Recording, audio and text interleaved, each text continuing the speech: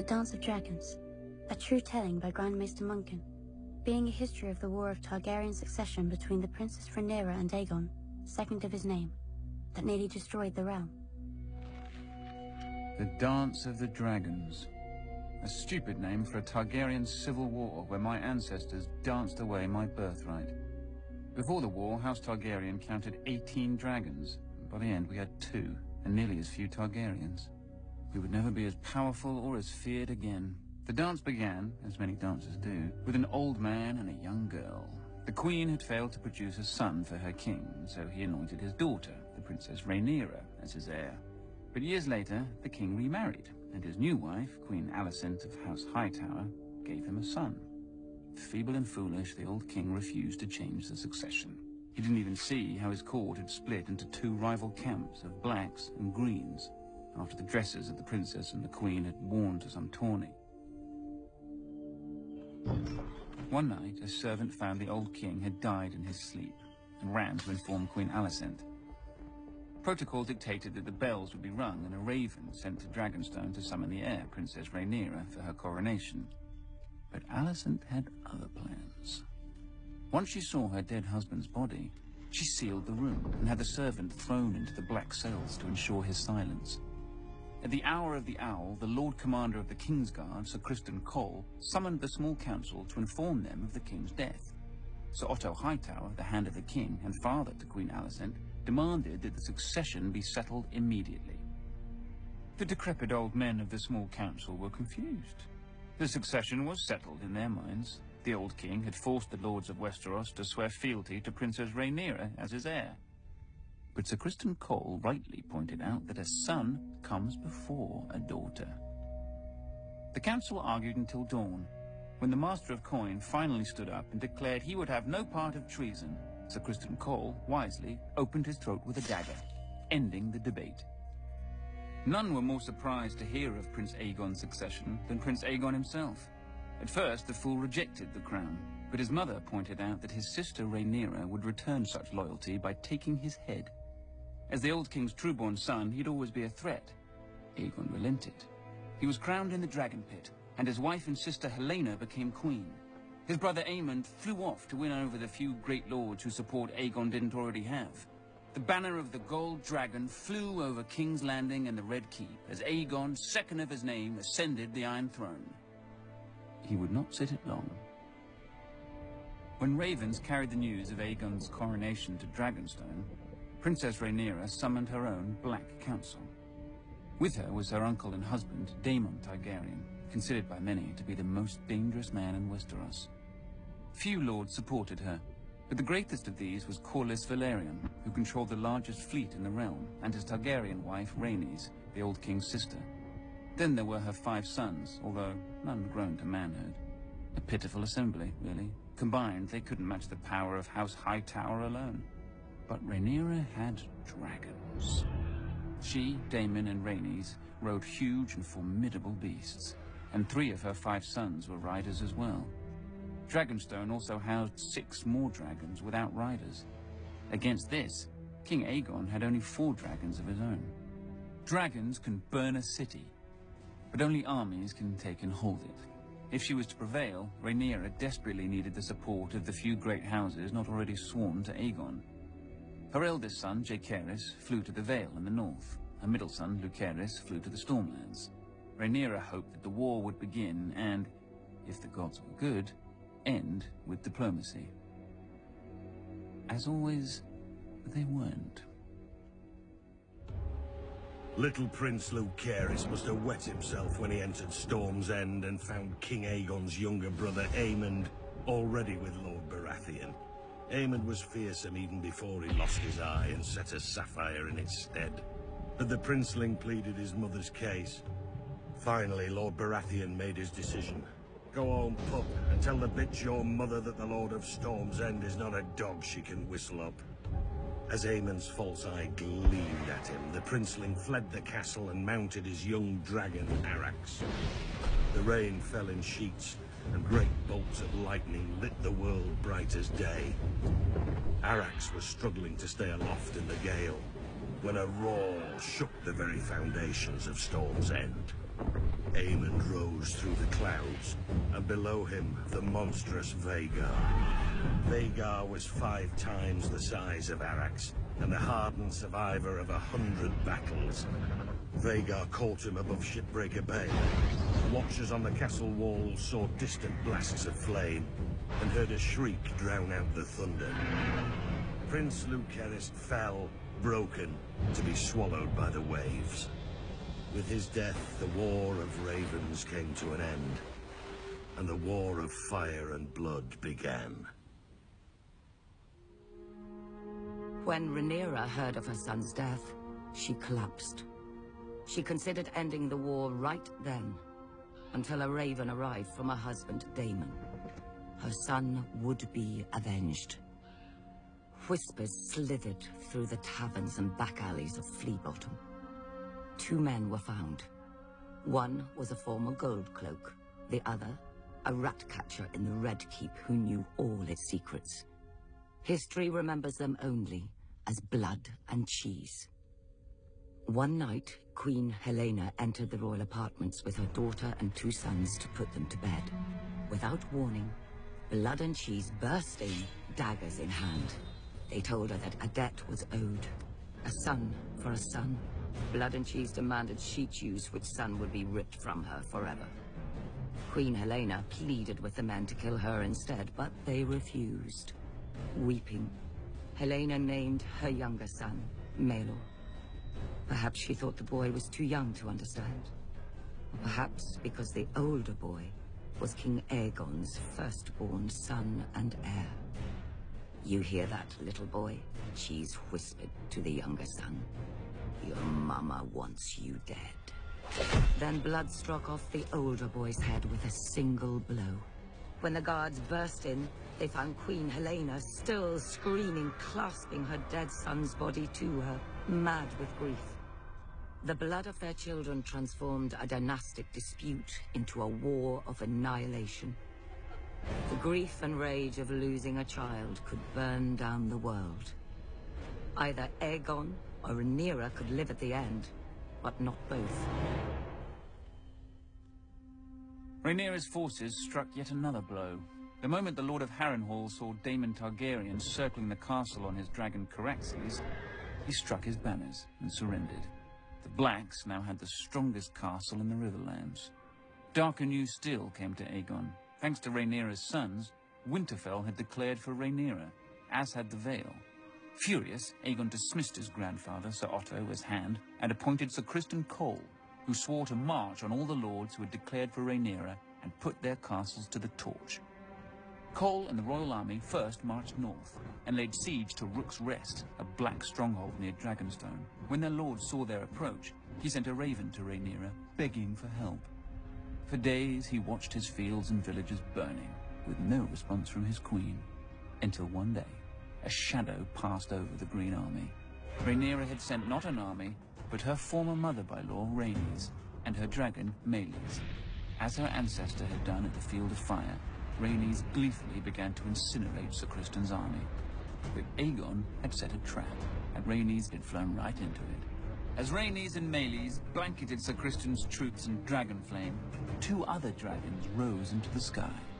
Aemond on Vhagar, and King Aegon himself on the gleaming Sunfire. To her credit, Rhaenys didn't flee. Dragon fought dragons, and a second sun blossomed in the sky. When the smoke cleared, only Aemond and Vhagar stood uninjured. Sunfire, the most magnificent dragon in the world, had one of its wings almost completely torn from its body. Trapped beneath Sunfire was the king himself, broken and burned so badly in places that his armor had fused onto his flesh. His body survived, but his mind was given over to milk of the poppy. Meleys had been torn to shreds, and her rider, Rhaenys, was a pile of ash. Panicked by the defeat, Rhaenyra shipped her 2 youngest sons across the narrow sea for their protection, only for her youngest to return days later, clinging to the neck of his wounded and dying dragon. He and his brother had been set upon by an enemy fleet just off Dragonstone. Defying his mother's command, Rhaenyra's eldest son and heir, Jaehaerys, mounted his dragon Vermax and flew to rescue his other brother and punish the enemy fleet. but the foolish boy let Vermax be hooked like a trout and dragged into the sea, where he soaked up even more arrows than seawater. His brother disappeared over the horizon or beneath the waves. No one could say for sure. With the loss of 4 dragons, Rhaenyra's only advantage was fading. Luckily for her, over the centuries, House Targaryen had spilled more than blood on Dragonstone. She promised gold and title to any of the Targaryen bastards who could tame the 6 unclaimed dragons on the island. These bastards were called the Dragonseeds, though most were called Supper. And perhaps the dragons were eventually sated, or bored, but 4 of them accepted riders and were enlisted in Rhaenyra's cause. After Rook's Rest, Aemond One-Eye took command of the Greens from his crippled and poppy-addled brother. Aemond was the blood of the dragon, and dragons don't cower behind city walls. He marched the king's army north to take back Harrenhal from Rhaenyra's husband, Daemon. But when he and Criston Cole reached the castle, they found the gates open, with Daemon and all his men gone. That night they feasted their victory. Daemon had fled rather than face their wrath. But Daemon was more snake than dragon. As Aemond marched north, he'd flown Caraxes south, slithering past the Green Army over the waters of the God's Eye. One day, King's Landing looked up and saw 2 dragons circling their foul city. Daemon and Rhaenyra had come for her throne, for the city was defenseless. Aemond had taken the king's army from the city, and worse, he'd taken his dragon, Vhagar. Seeing that resistance was hopeless, the small council surrendered the city, the Queen Mother Alicent, and the broken Queen Helena. But not King Aegon. Somehow, despite his wounds and delirium, he had vanished from the city. And so Queen Rhaenyra climbed the steps and seated herself on the Iron Throne. Legend has it that as she left the hall later, blood trickled down her legs and hands, proving the Iron Throne had spurned her. Nonsense. It's a chair made of steel blades. Rhaenyra had wanted it all her life and had sacrificed 2 sons for it. She likely gripped the damn thing too tight. When Aemond realized that his arrogance had cost him the capital, he mounted Vhagar in a black rage and rained fire onto every village and castle he suspected of disloyalty. Abandoned by Aemond, Sir Criston marched the royal army back to King's Landing, intent on recapturing the city himself. Instead, he was trapped and cut to pieces by the Riverlords, who had sworn to support Rhaenyra's claim. When a new army of Green Loyalists marched up from the Reach and laid siege to the city of Tumbleton, Rhaenyra sent 2 of her Dragonseeds to lay waste to them. Instead, the Dragonseeds proved their bastard nature and betrayed her. They burned the city, and all the Black forces garrisoned within. Lucky for her, they didn't turn towards King's Landing, but hawed and drank in the ruins with the Greens, who were victorious and somewhat confused. Rhaenyra now mistrusted all the Dragonseeds, including the girl who rode with her husband Daemon, hunting Aemond in the Riverlands. She ordered the girl's head be sent to her, but there was a complication. As well as her dragon, the girl had taken to riding Daemon. When Daemon received the queen's order, he proclaimed it a queen's words and a whore's work. He sent the girl away at dawn, watching her and her dragon vanish into the morning mists. Then Daemon sent a challenge to his nephew Aemond, and flew to Harrenhal, alone, to wait. 14 days later, a shadow blacker than any passing cloud swept over Harrenhal. Vhagar had come at last, and on her back rode one-eyed Prince Aemond. He mocked Daemon for facing him alone. "You have lived too long, uncle." And Daemon replied, "On that much, we agree." Then the old prince climbed stiffly onto the back of his dragon Caraxes, but neglected to fasten the chains that secured rider to son. The sun was close to setting when, as one, the 2 dragons leapt into the sky. Daemon took Caraxes up swiftly until they disappeared into a bank of clouds. Vhagar, older and slow, ascended more gradually. Up and up Vhagar soared, searching for Caraxes. Sudden as a thunderbolt, a shrieking Caraxes dove upon Vhagar. Locked together, the dragons stumbled toward the lake. Caraxes' jaws closed about Vhagar's neck, but Vhagar raked open Caraxes' belly, and her teeth ripped off a wing. The lake rushed up with terrible speed. Then Daemon Targaryen, who had never fastened his riding chains, stood in his saddle. He leapt from his dragon to Aemon's, and in his hand was Dark Sister, the Valyrian sword of Aegon's sister queen, Visenya. As Aemon's one eye looked up in terror, Daemon ripped off his nephew's helm and drove the sword down into his one remaining eye so hard the point came out the back of the young prince's throat. Half a heartbeat later, the dragons struck the lake, sending up a gout of water so high that it was said to have been as tall as Harrenhal's great tower. The lake boiled with dragon blood, and then was still. Daemon Targaryen was 49 at his death. Prince Aemond had only turned 20. Vhagar, the greatest of the Targaryen dragons, had counted 181 years. Thus passed the last living creature from the days of Aegon's conquest. Back in King's Landing, Queen Rhaenyra didn't have much time to grieve for her stupid husband. The mad former queen, Helaena, flung herself from a balcony to be impaled upon the iron spikes lining the moat of Maegor's holdfast. That night, the city rose in riot against Rhaenyra, demanding justice for Queen Helaena and her murdered son, among other foolish peasant fantasies. In the midst of this chaos, a one-handed fool called the Shepherd began to rant against dragons. Not just the ones of the enemy, but all dragons everywhere.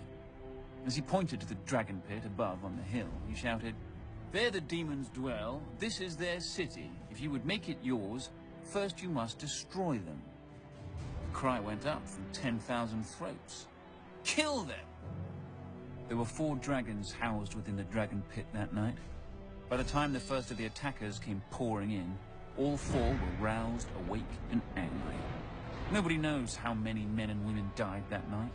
Who cares? They all should have. Trapped within the pit, the dragons could not fly. Instead, they fought with horns, claws, teeth, and fire. For every man who died, 10 more appeared, shouting that the dragons must die. One by one, they did. Finally, the last remaining dragon broke her chains, spread her wings, and flew straight up at the Great Dome, trying to flee. Already weakened by dragon flame, the dome cracked under the force of impact, and then tumbled down, crushing dragon slayers and herself. High atop the Red Keep, Queen Rhaenyra clutched her 2 remaining sons to her as she watched the end of her family's might, too afraid of the peasants to defend her dragons. At least her older son, Joffrey, had a man's spine. He stole his mother's dragon, Syrax, and tried to fly it to the dragon pit to save his birthright. But the stupid beast didn't understand, and twisted beneath him, fighting to be free of the little boy. Until it was. A queen is still a woman, with all the weakness of that sex. Weeping for her lost son more than her dragons, Rhaenyra abandoned the Iron Throne and sold her crown to buy passage for her and her last son back to Dragonstone. Rhaenyra hoped to hatch more dragons from the eggs in the castle. But when she landed, the welcoming party slew her guards and marched her and her son at spear point to the castle to face a dead man and a dying dragon. "Sister!" King Aegon, second of his name, called out to Rhaenyra. Rook's Rest had left Aegon bent and twisted, his once handsome face puffy from milk of the poppy, with burn scars covering half his body. Rhaenyra, ever defiant, told her dear brother that she'd hoped he was dead. "After you," Aegon answered. Then, Sunfire bathed her in a blast of flame and devoured her in 6 bites when her son watched, leaving the 7th and final bite, her lower leg, for the stranger. Rhaenyra was dead, and King Aegon sat the Iron Throne again. But only for half a year. He was poisoned by his own men, and replaced with the very boy who had watched his mother devoured. When Rhaenyra's last son wed Aegon's only daughter, the Dance of Dragons officially ended. Ashen burned men, all that was left of the Riverlands. Two scared children spouting oaths they didn't understand, all that was left of the mighty House Targaryen. Ancient skulls and hatchlings that grew no bigger than cats, all that was left of the dragons.